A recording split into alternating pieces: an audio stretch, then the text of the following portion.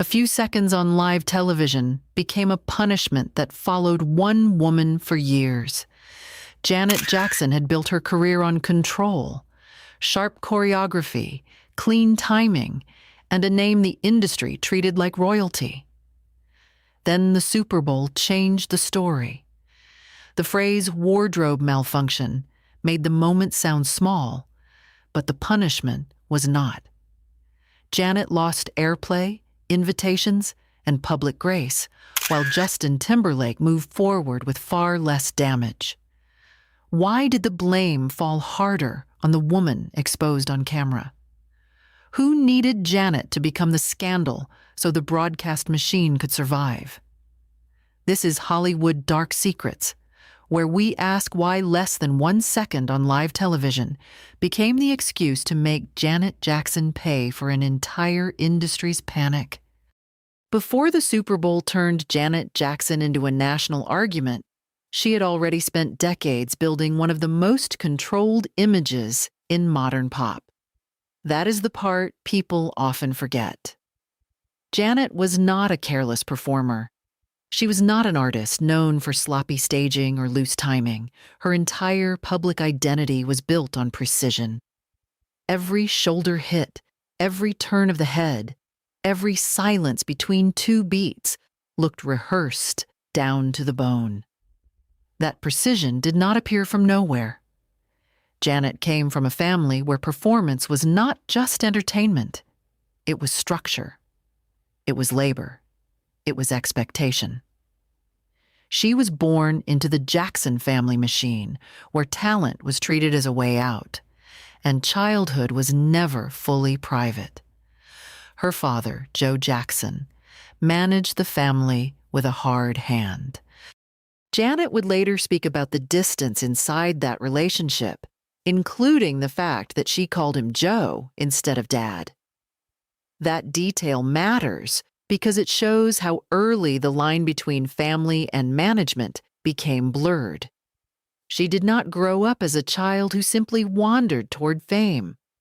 Fame was already in the house. Her brothers had carried the Jackson name into American living rooms before Janet had any real control over her own image. Janet was the youngest girl inside a family brand that did not leave much room for stillness. She once had other dreams. She imagined becoming a horse jockey. She thought about law. Those dreams were not built into the public story because the public preferred the clean version. Another Jackson child, another performer, another voice added to the family empire. But behind that clean version was a girl learning that her body, her face, and her time could become part of a schedule someone else controlled. That pressure followed her into television. On Good Times, Janet was still a young girl, but even then her body was discussed, adjusted, and managed for the camera. She later spoke about producers asking that her chest be bound so she would appear younger. It is a small detail only if you ignore what it teaches a child. It taught her that her body was not only hers, that adults could decide what the audience was allowed to see, and that the image often came before the person inside it. That is why the Super Bowl story did not begin in 2004. The Super Bowl only exposed a system Janet already knew. For years, Janet had learned one rule from family, television, record labels, photographers, and audiences. A female performer's body can be styled, praised, sold, and watched. But when something goes wrong, that same body can be used against her. The industry loved Janet's discipline. It loved how cleanly she moved. It loved that she could make sexuality look expensive, choreographed, and under control. It loved that she could sell desire without ever seeming careless. The public called it confidence. The business called it marketability. But the moment that control slipped on live television, the same business acted shocked that the woman it had spent years sexualizing had a body at all. That hypocrisy is the center of the story. Janet Jackson's real break from the family machine did not come through rebellion for the sake of rebellion. It came through work. It came through a studio. It came through a sound that made the public understand she was not just Michael's sister, not just another Jackson, not just a child actor grown older. Control changed everything. By the time she made that album, Janet had already lived through a short, difficult marriage to James DeBarge, and she had learned that running away from one kind of control could lead her straight into another. She needed a cleaner break. So she fired her father as manager. That decision was not just business. It was personal. It was the moment she stopped letting the Jackson family structure speak for her. She went to Minneapolis and worked with Jimmy Jam and Terry Lewis. The distance mattered. Los Angeles had too many eyes. The Jackson name had too much gravity. Minneapolis gave her room to build a voice without the family standing in every corner of the studio. Control was not just an album title. It was the public moment Janet stopped letting other people define her. The music was sharp, bright, and direct. It helped shape the pop and R&B language of the late 80s, and Janet did not need a huge voice to sound commanding. That was part of the power. She did not have to scream to take the room. She could speak plainly over a hard beat and make the whole track move around her. The public heard independence. The industry heard a product that worked. That difference matters. When a young female artist says she's taking control, the industry is willing to sell that message as long as the control still makes money. Janet's independence was profitable. The videos were sharp. The choreography was new enough to feel dangerous and clean enough for mainstream television. Her image could be marketed to pop, R&B, dance, and MTV audiences at the same time. Control gave her major hits and proved she could stand outside the Jackson shadow. It also gave her something more useful than fame: authority. People now believed Janet Jackson knew exactly what she was doing. Then, Rhythm Nation. 1814 expanded that authority. This was not a safe romance album. It was not built only around flirtation. Janet stepped into social issues, racism, poverty, education, violence, and national neglect. The black and white uniforms, the military lines, the metal badges, the hard choreography.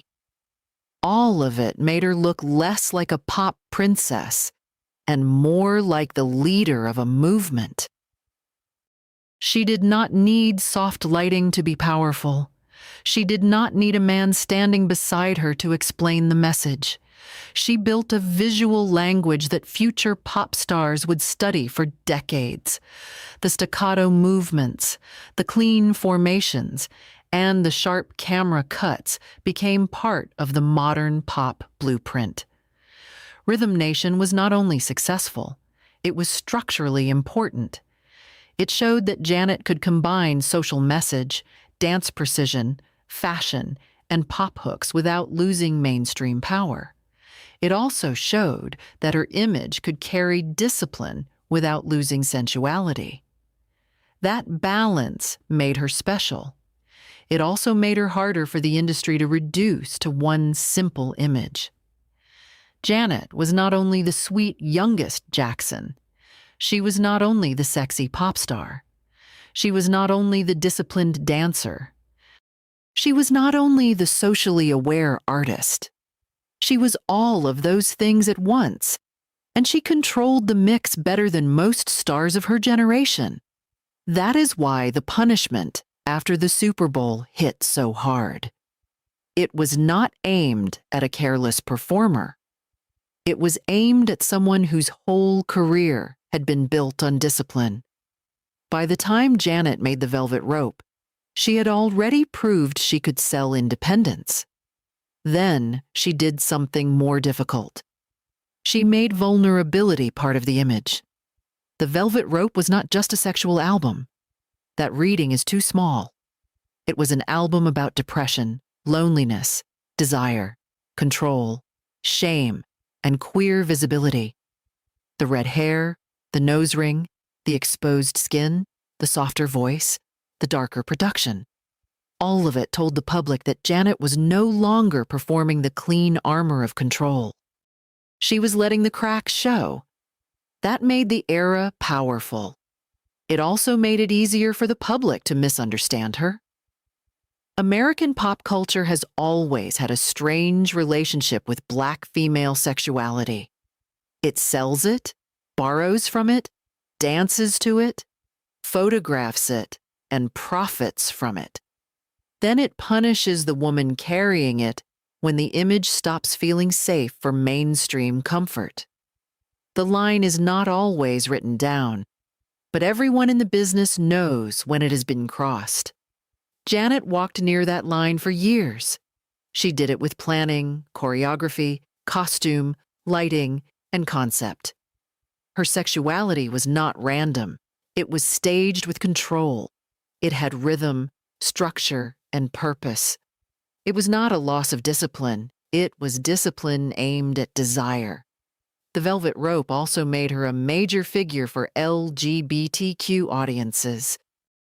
Together Again carried grief and celebration in the same body.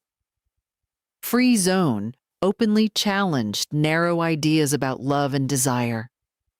Her cover of Tonight's the Night kept the female pronouns, refusing to smooth the song into something more comfortable for conservative listeners.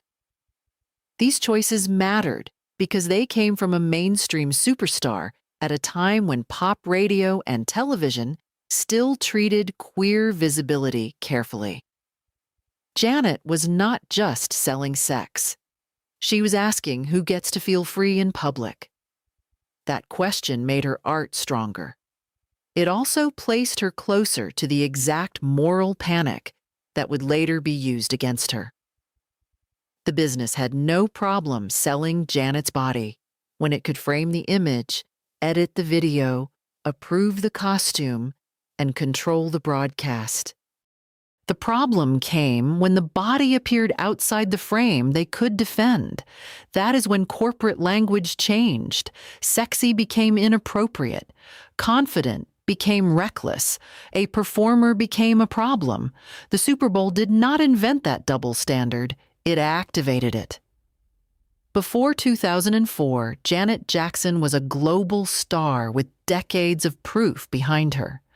She had sold records, filled arenas, set video standards, and influenced a generation of performers. She had made sexual freedom look precise, stylish, and commercially powerful. She had made control itself part of her brand. So when the halftime incident happened, the question should have been simple. How did a carefully staged live television moment go wrong? And why did the woman exposed on camera carry the heaviest public cost? Instead, America asked a different question. It asked how much shame it could place on Janet Jackson before the broadcast industry had to explain itself. On February 1st, 2004, Janet Jackson walked onto the Super Bowl 38 halftime stage in Houston, Texas. The scale was enormous. The Super Bowl was not just a game. It was football, advertising, family television, pop music, and corporate America in one room. That stage was not built for mistakes. Janet performed with the kind of discipline she had spent her whole career perfecting. The dancers moved in tight formation. The camera cut from bodies to lights to the crowd. The sound had to reach the stadium and the television audience at the same time. Every second mattered because live television has no patience. It gives you the moment, and then it keeps moving. For most of the performance, Janet did what Janet had always done. She controlled the frame. Then Justin Timberlake joined her for the final section, built around Rock Your Body. The choreography moved toward the planned final gesture. Timberlake reached toward her costume. At the end of the song, he pulled away part of the outfit, and the live broadcast exposed more than the audience was supposed to see. It lasted less than 1 second. That is one of the coldest facts in this story. Less than 1 second became years of punishment. Janet's hand moved quickly to cover herself. Her face showed surprise. The broadcast cut away. In another world, the story might have stayed where it belonged. A live television costuming failure, investigated by the companies that staged and broadcast the show. Both performers might have faced equal scrutiny. The broadcast system might have admitted its own role. That is not what happened. The phrase wardrobe malfunction entered the culture almost immediately. It sounded technical. It sounded small. It sounded like a joke. But the phrase did something important. It made the incident seem like a single strange mishap, while the public punishment grew far beyond the moment itself. People replayed the clip. News anchors talked about it. Columnists used it as proof of national decline. Politicians raised questions about broadcast standards. The Federal Communications Commission became involved. The moment moved from pop culture to public morality to corporate crisis. Janet became the face of that crisis. Not the network, not the producers, not the broadcast structure, not the man whose hand pulled at the costume. Janet. That is where the scandal becomes bigger than the Super Bowl. The exposure lasted less than 1 second, but the frame placed around it lasted for years. America did not only see a mistake, it saw an opportunity to punish a Black woman whose sexuality had been tolerated only when corporate America controlled every inch of it. What did people think they were defending? Family television? Public decency? The Super Bowl brand or the broadcast machine itself? The answer depends on who was being protected. After the halftime show, the reaction moved fast enough to look almost automatic. The FCC received a wave of complaints. CBS faced public pressure. MTV, which produced the halftime show, moved to distance itself. The NFL distanced itself too. Everyone wanted the same thing, to make the problem smaller by placing it on one body. Janet apologized. Timberlake apologized. But the apologies did not carry the same weight, and they did not produce the same outcome. The public conversation focused heavily on Janet's body, Janet's judgment, Janet's image, Janet's career. Timberlake's role was discussed, but it did not stick to him the same way. He could still be framed as the young male pop star caught in a bad moment. Janet was framed as the woman who should have known better. That difference shaped everything that followed. This was not only sexism, it was not only racism. It was the combination of both, filtered through corporate damage control. A white male performer could step back, apologize, joke awkwardly, and keep moving. A Black female performer was expected to absorb the shame, carry the moral panic, and prove she was sorry enough for people who had already decided she was the problem. The media helped fix that version in place. Instead of asking how a major live broadcast approved and rehearsed a performance that ended in exposure, many outlets circled around Janet as if she alone had engineered the national embarrassment. The jokes came quickly. The image was repeated. The language became cruel. Even when people said wardrobe malfunction, the tone often made clear that the woman, not the malfunction, was on trial. This is how moral panic works. It does not need to be fair. It only needs a symbol. Janet became that symbol. She became a shortcut for anxieties about television, sexuality, music videos, celebrity culture, Black female performance, and what conservative America believed had gone too far. She was not punished only for the second itself. She was punished for what people projected onto it. The Super Bowl is one of the most corporate spaces in American culture. Every advertisement is calculated. Every camera angle is sponsored. Every halftime show is built to keep audiences watching through the break. Yet, after the incident, the same corporate environment acted as if it had been invaded by something outside itself. That was the lie. The halftime show did not happen outside the system. It happened inside it. It was booked, staged, lit, rehearsed, sponsored, produced, broadcast, monetized, and then disowned when the public response became too hot to hold. That is why Janet's punishment was so useful. If she became the scandal, the broadcast machine could become the victim. The formal punishment began with government pressure and network panic. The larger punishment came through access. The FCC later imposed a fine of $550,000 against CBS. That penalty became part of a long legal fight, but its symbolic function was immediate. It told the country that the Super Bowl incident was not only embarrassing, it was a national broadcast issue that gave the panic weight. Behind that public pressure, another kind of punishment took shape. Multiple reports later described a corporate freeze around Janet Jackson's music after the incident. The strongest reporting centered on Les Moonves, then a powerful CBS executive, and the broader Viacom/CBS world. According to those reports, Moonves was furious with Janet and believed she had not shown enough regret.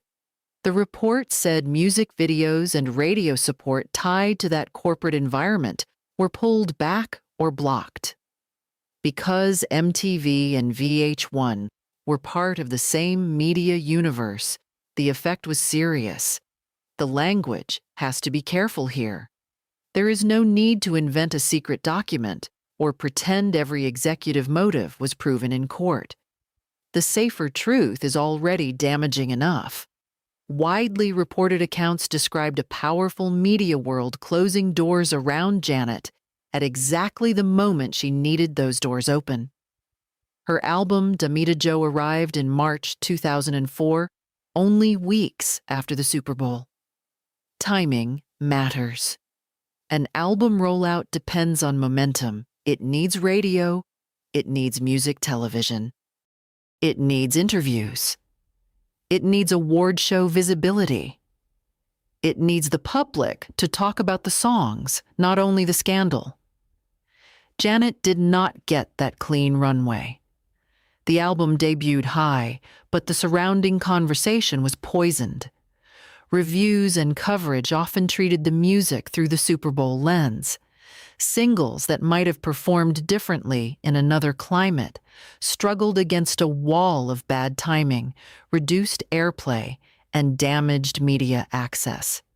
The album did not erase her career. That would be an overstatement. Janet remained a legend. She kept working. She still had fans. But the incident interrupted the machinery around her at a crucial moment. That is the key. The punishment was not simply that people criticized her. Artists survive criticism. The punishment was that major systems that normally help sustain a superstar seemed to pull away from her. Radio cooled. Television support changed. Invitations shifted. The public room narrowed. No one had to announce a lifetime ban. The effect could be felt in the quiet. That is how corporate punishment often works. It moves through scheduling, playlists, bookings, calls not returned, videos not aired, interviews not offered, and award show doors that suddenly feel heavier. Janet had spent decades mastering control. The freeze after the Super Bowl showed her the limit of personal discipline when the companies around the image decided to protect themselves first. 1 week after the Super Bowl, the Grammy Awards made the double standard visible. Both Janet Jackson and Justin Timberlake had been connected to the same incident. Timberlake had been the one who pulled at the costume during the final move.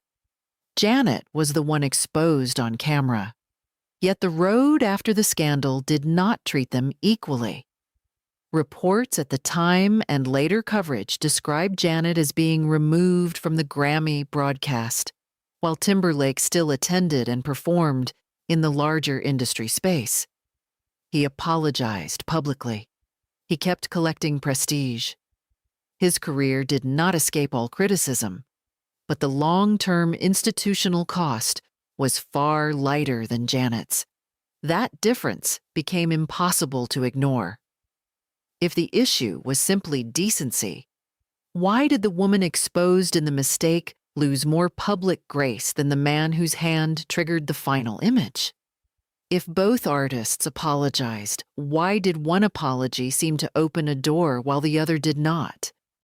If the broadcast industry felt harmed, why was its anger aimed so sharply at Janet? The answer sits inside race, gender, and power. Janet was not just a woman. She was a Black woman whose sexuality had already been watched under harsher rules. In mainstream American culture, Black women are often placed in a cruel bind. They can be sexualized by the market, but blamed more quickly when sexuality becomes uncomfortable. They can sell tickets and albums through desire, but are denied innocence when the public decides the image has crossed a line. That bind shaped the Super Bowl fallout. Timberlake could move through the scandal as someone who made a mistake. Janet was treated as someone who represented a threat. That is a different charge. A mistake can be forgiven. A threat has to be contained. The Grammy split showed the industry choosing containment. Years later, Timberlake apologized publicly to Janet. The apology mattered to many people because it acknowledged what critics had argued for years. He benefited from a system that did not punish him the same way. But the apology came after the damage had already been done. Janet had already carried years of fallout. Damita Jo had already been released under the shadow of the scandal. The public had already learned to repeat the joke before asking who paid for it. That is why the comparison still matters. It is not about pretending Timberlake faced nothing. It is about seeing that the burden was not shared equally. Two people stood on that stage. One became the scandal. Damita Jo should have been heard as a Janet Jackson album. Instead, it was forced to compete with the loudest headline of her career. The timing was brutal.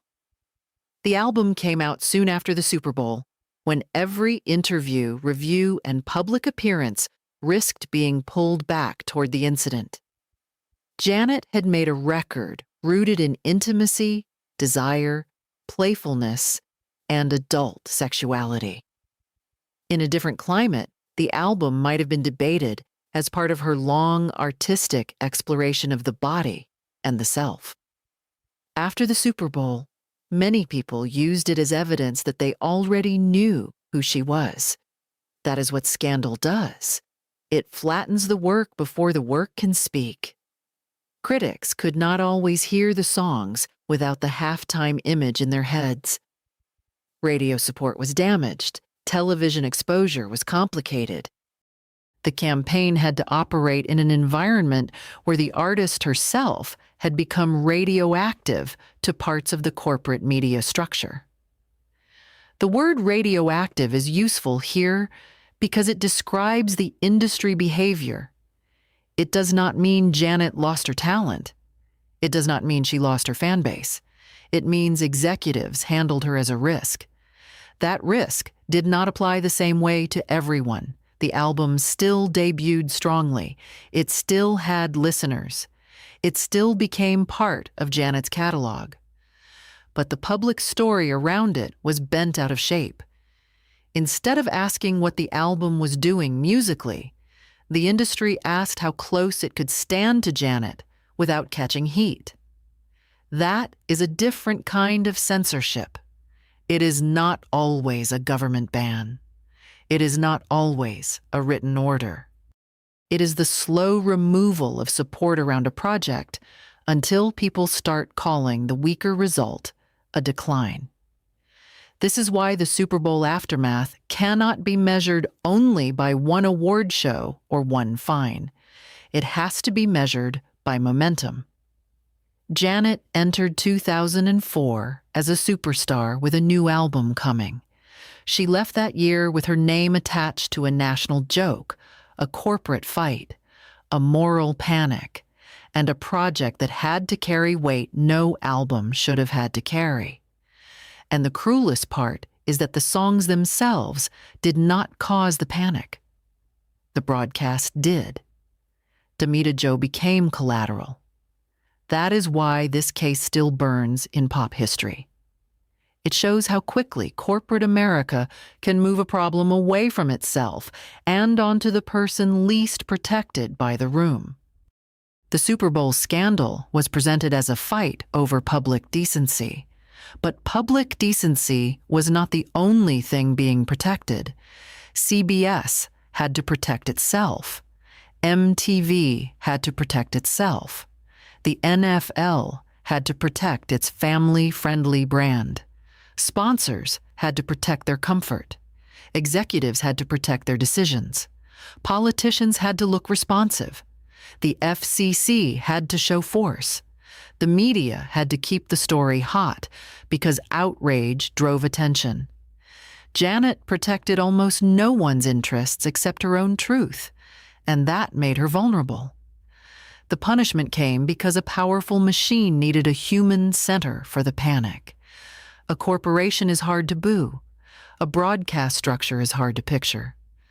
But Janet Jackson had a face, a body, a name, and old video clips that could be replayed. That made her easier to turn into the story. This is how corporate damage control works at its coldest. It isolates the most visible person, lets public anger gather there, and quietly moves institutional responsibility into the background. The public was told to look at Janet. It should have looked at the room around her. Who approved the show? Who rehearsed it? Who controlled the broadcast delay? Who benefited from the attention? Who decided which apology mattered? Who decided which artists remained welcome and which artists became a liability? Those questions do not make the moment simple. They make it honest. Janet did apologize. She did try to explain that the ending had gone wrong. But the appetite for her punishment was stronger than the apology. That tells you the scandal was never only about what happened. It was about what people wanted the moment to mean. Some called it proof that television had become immoral. Some said pop music had gone too far. Some accused Janet of staging the moment for attention.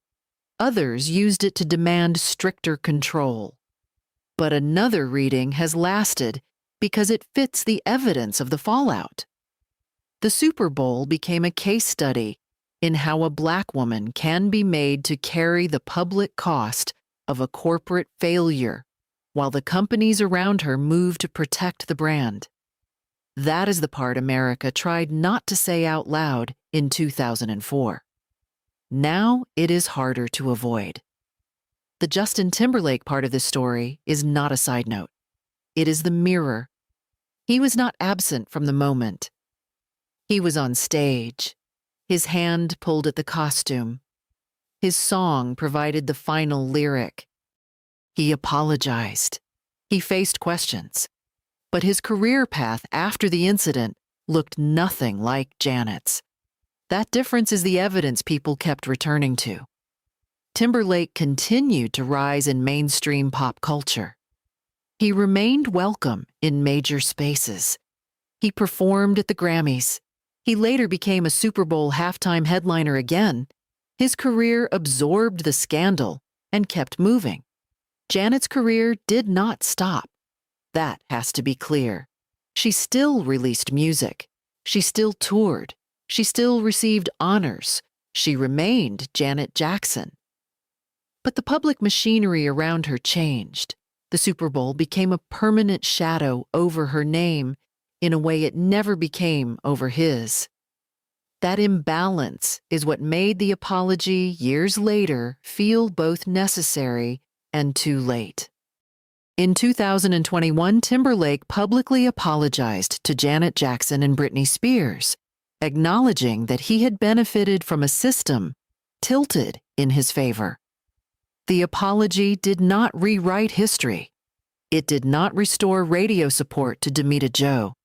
It did not erase years of jokes. It did not change the Grammy night. But it confirmed what many people had been saying for a long time. The backlash had not been fair. What is the value of an apology after the system has already taken what it wanted? That question is uncomfortable because it does not have a clean answer. An apology can matter. It can validate what the public refused to see. It can shift the record. It can make younger audiences look back and ask why they accepted the old story. But an apology cannot give an artist back the exact years when the machine turned cold. That is why Janet's story is not about revenge. It is about record correction. The point is not that Timberlake alone controlled the fallout. He did not. The point is that he benefited from a system willing to give him more room to recover. Janet was not given the same room. The phrase wardrobe malfunction made the moment sound neutral. The aftermath was not neutral. After a scandal this large, the public often forgets there is a person still living inside the story. Janet Jackson has always protected privacy carefully. Her marriage to Renee Elizondo Jr. remained hidden from the public for years. That was not just celebrity secrecy for drama. It was part of a larger pattern. Janet understood what exposure could do.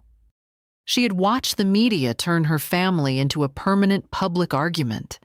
She had watched her brother Michael live under a level of scrutiny that few people could survive without damage. She knew that public attention was not always love. Sometimes it was hunger. So she kept parts of her life sealed. That makes the Super Bowl punishment even sharper. The public took a woman who had spent years managing access to her own body and life, then turned one unwanted televised exposure into an endless national replay. The humiliation was not only professional, it was personal. It cut directly against the privacy she had spent years trying to protect. This is where the story needs care.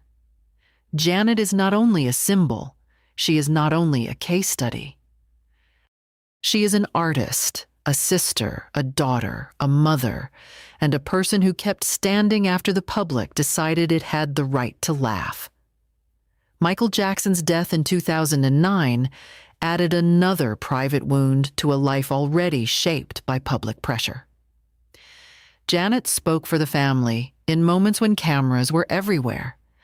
She had to mourn inside a world that always wanted access. But this story should not turn her grief into spectacle. It is enough to say that personal loss arrived after professional punishment, and still she kept moving. In 2016, Janet paused her Unbreakable tour and later welcomed her son, Isa, at age 50. That decision became another form of control. Not stage control, not choreography, life control. After decades of being managed by family, executives, broadcast companies, and public opinion, she chose a private priority over a public schedule. That does not erase the Super Bowl damage. It shows something else. The industry did not get to own her entire timeline. She could still choose. The public did not change its mind all at once. It took years. Younger audiences began looking back at the Super Bowl incident with a different language. They saw race more clearly. They saw gender more clearly. They saw the corporate structure more clearly. The hashtag Justice for Janet became more than fan loyalty. It became a demand to revisit the record. Documentaries and articles reopened the case. Critics asked why Janet had carried so much of the fallout. Fans pointed to the gap between her punishment and Timberlake's recovery. Writers connected the incident to a broader pattern of how the early 2000s treated famous women. Britney Spears, Janet Jackson, and others whose pain became public entertainment before the culture learned how to apologize. This reassessment did not come from nowhere. It came because the old story no longer made sense. The old story said Janet was reckless. The fuller story said the broadcast machine was reckless too. The old story said the public was offended. The fuller story asked why the public kept replaying the very image it claimed to reject. The old story said Timberlake made a mistake. The fuller story asked why his mistake did not cost him the way it cost her. The old story said wardrobe malfunction. The fuller story said corporate damage control. Then came the Rock and Roll Hall of Fame in 2019. Janet's induction did not erase what happened in 2004. It did not need to. Its power came from something quieter. The institution had to say in public that Janet Jackson's contribution was larger than the moment used to shrink her. Her influence was not a footnote. It was structural. Choreography, music video language, pop feminism, R&B pop crossover, stage precision, sexual self-definition, queer allyship, control over image. She had helped build the modern pop star template. That matters because corporate punishment often depends on shrinking a person until only one scandal fits. The Hall of Fame made the frame bigger again. Janet did not have to beg the public to remember her correctly. Her work had already left too much evidence. The public got the Janet Jackson Super Bowl story wrong whenever it treated the incident as the whole story. It was not the whole story. It was the moment a larger system slipped into view. Janet had spent years proving she was one of the most disciplined performers in pop. She had helped define music video choreography. She had made albums that shaped the sound and look of modern pop and R&B. She had explored independence, sexuality, social issues, queer visibility, loneliness, family pressure, and control long before the Super Bowl turned her into a national headline. Then, less than 1 second on live television threatened to swallow all of it. That is the scandal. Not only the exposure, not only the apology, not only the FCC fine, not only the Grammy split. The scandal is that a culture with decades of Janet Jackson's work in front of it still found it easy to reduce her to one televised accident. Why was her excellence so easy to forget? Why was his role so easy to soften? Why did the companies around the broadcast move faster to protect themselves than to protect the woman left carrying the blame?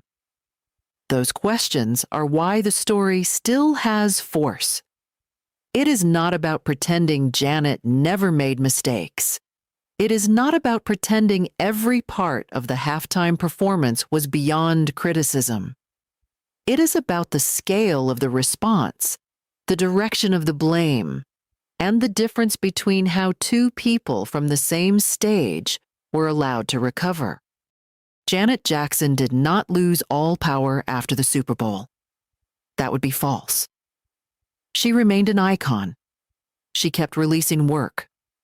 She kept performing. She built a life. She became a mother. She entered the Rock and Roll Hall of Fame. Her influence remained visible in artists who came after her. But the damage was real. The industry narrowed the room around her.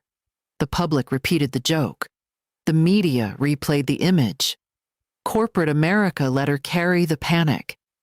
And for years, the phrase wardrobe malfunction made the punishment sound smaller than it was. That phrase was never enough. Today, Janet Jackson's legacy is larger than the Super Bowl. It is in the snap of control.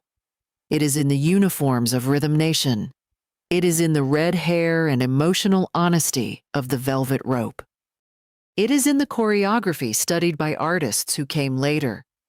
It is in every pop star who learned that a performance could be sharp, sensual, political, and exact at the same time. But the Super Bowl still matters because it shows what happens when a powerful Black woman becomes inconvenient to the business that once profited from her. The industry liked Janet when her body was choreographed, styled, edited, and sold on schedule. It turned cold when that body became the center of a live broadcast panic. Justin Timberlake stood on the same stage, but he did not carry the same long-term weight.